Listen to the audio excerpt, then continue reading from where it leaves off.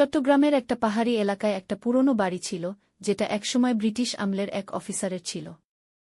বাড়িটা অনেক বছর ধরে খালি পড়েছিল, কারণ স্থানীয়রা বলত ওখানে অদ্ভুত কিছু ঘটে। 2000 সালের দিকে একটা পরিবার, আলম পরিবার, সস্তায় বাড়িটা কিনে সেখানে উঠে আসে। প্রথম কয়েকদিন সব ঠিকঠাক ছিল।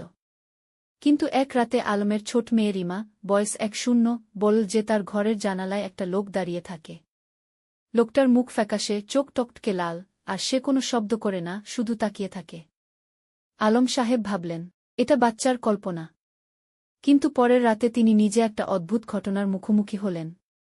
রাত তখন প্রায় 1টা।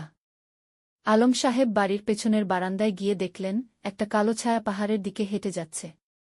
তিনি ভাবলেন হয়তো কোনো চোর।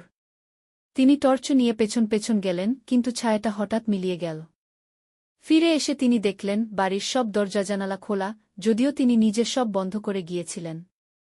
তখনই তিনি শুনলেন বাড়ির ভেতর থেকে কেউ যেন ফিসফিস করে বলছে, এটা আমার জায়গা। তুমি চলে যা। এরপর থেকে বাড়িতে অদ্ভুত ঘটনা বাড়তে লাগল। রাতে সিঁড়িতে পায়ের শব্দ, আসবাবপত্র নিজে নিজে সরে যাওয়া, আর রিমার দাবি যে সেই লোকটা এখন তার ঘরের ভেতরে দাঁড়ায়। আলম সাহেব একজন হুজুর ডেকে আনলেন। হুজুর বাড়িতে এসে বললেন, এই বাড়িতে একটা অশান্ত আত্মা আছে, যে এখান থেকে কাউকে থাকতে দিতে চায় না।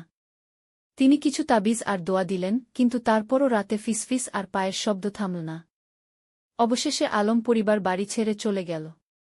স্থানীয়দের দাবি বাড়িটা এখনও খালি আছে, আর পাহাড়ের কাছে রাতে গেলে কেউ কেউ সেই ফিসফিস শুনতে পায়। কেউ কেউ বলে সেই ব্রিটিশ অফিসারের আত্মা এখনও তার বাড়ি পাহারা দেয়।